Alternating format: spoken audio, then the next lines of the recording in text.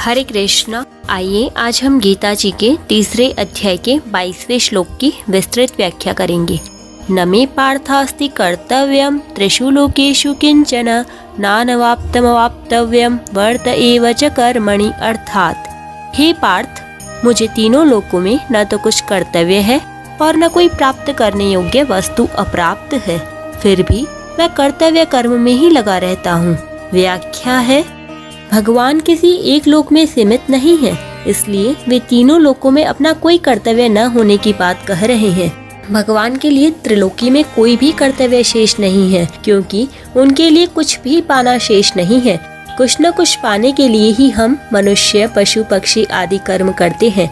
भगवान उपयुक्त पदों में बहुत विलक्षण बात कह रहे हैं कि कुछ भी करना और पाना शेष न होने पर भी मैं कर्म करता हूँ। अपने लिए कोई कर्तव्य न होने पर भी भगवान केवल दूसरों के हित के लिए अवतार लेते हैं और साधु पुरुषों का उद्धार, पापी पुरुषों का विनाश तथा धर्म की संस्थापना करने के लिए कर्म करते हैं। अवतार के सिवाय भगवान की सृष्टि रचना भी जीव मात्र के उद्धार के लिए ही होती है। स्वर्गलोक पुण्य कर्मों का फल भुगताने के लिए है और 84 लाख योनियां एवं नरक पाप कर्मों का फल भुगताने के लिए है। मनुष्य योनि पुण्य और पाप दोनों से ऊंचे उठकर अपना कल्याण करने के लिए है। ऐसा तभी संभव है जब मनुष्य अपने लिए कुछ न करे। वह संपूर्ण कर्म, स्थूल शरीर से होने वाली क्रिया, सूक्ष्म शरीर से होने वाला चिंतन और कारण शरीर से होने वाली स्थिरता केवल दूसरों के हित के लिए ही करे, अपने लिए नहीं। कारण कि जिनसे सब कर्म किए जाते हैं वे स्थूल, सूक्ष्म और कारण तीनों ही शरीर संसार के हैं, अपने नहीं। इसलिए कर्मयोगी शरीर, इंद्रियां, मन, बुद्धि, पदार्थ आदि संपूर्ण सामग्री को, जो वास्तव में संसार की ही है, संसार की ही मानता है और उसे संसार की ही सेवा में लगाता है। अगर मनुष्य संसार की वस्तु को संसार की सेवा में न लगाकर अपने सुख भोग में लगाता है तो बड़ी भारी भूल करता है। संसार की वस्तु को अपनी मान लेने से ही फल की इच्छा होती है और फल प्राप्ति के लिए कर्म होता है। इस तरह जब तक मनुष्य कुछ पाने की इच्छा से कर्म करता है तब तक उसके लिए कर्तव्य अर्थात करना शेष रहता है।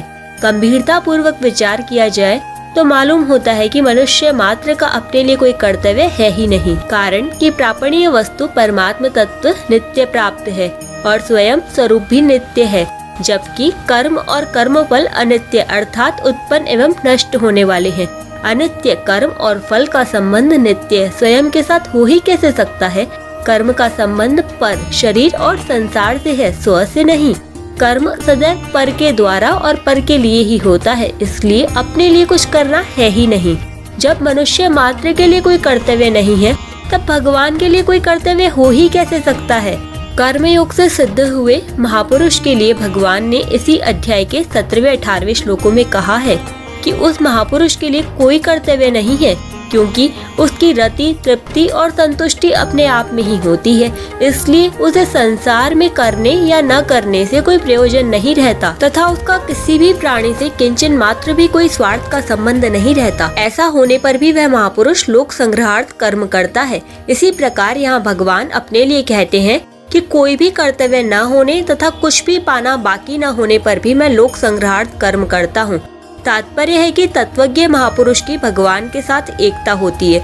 मम साधर्म्य मागतः। जैसे भगवान त्रिलोकी में आदर्श पुरुष हैं, ऐसे ही संसार में तत्वज्ञ पुरुष भी आदर्श हैं। वर्त एव च कर्मणि।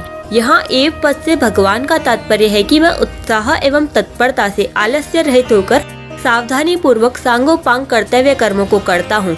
कर्मों का न त्याग करता हूँ न उपेक्षा। जैसे इंजन के पहियों के चलने से इंजन से जुड़े हुए डिब्बे भी चलते रहते हैं, ऐसे ही भगवान और संत महापुरुष जिनमें करने और पाने की इच्छा नहीं है, इंजन के समान कर्तव्य कर्म करते हैं, जिससे अन्य मनुष्य भी उन्हीं का अनुसरण करते हैं। अन्य मनुष्यों में करने और पाने की इच्छा रहती है। ये इच्छाएं निष्काम भाव पूर्वक कर्तव्य कर्म करने से ही दूर होती हैं।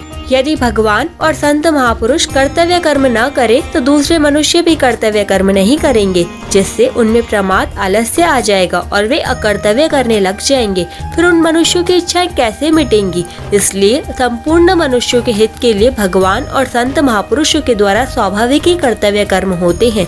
भगवान सदैव कर्तव्य परायण रहते हैं, कभी कर्तव्य च्युत नहीं होते। अतः भगवत परायण साधक को भी कभी कर्तव्य च्युत नहीं होना चाहिए। कर्तव्य च्युत होने से ही वह भगवत तत्व के अनुभव से वंचित रहता है। नित्य कर्तव्य परायण रहने से साधक को भगवत तत्व का अनुभव सुगमता पूर्वक हो सकता है। यहाँ परिशिष्ट भाव यह है कि महाभारत में भगवान ने उत्तंक ऋषि को भी तीनों लोकों में अपना कर्तव्य बताया है। धर्म संरक्षणार्थाय धर्म संस्थापनाय च तैस्तैर्वशैश्च रूपैश्च त्रिषु लोकेषु भार्गव। मैं धर्म की रक्षा और स्थापना के लिए तीनों लोकों में बहुत सी योनियों में अवतार धारण करके उन रूपों और वेशों द्वारा तद अनुरूप बर्ताव करता हूँ। आगे के दोनों श्लोकों में भी भगवान अपना उदाहरण देकर लोक संग्रह की पुष्टि करते हैं, जिनकी व्याख्या हम कल करेंगे। हरे कृष्णा, राधे राधे।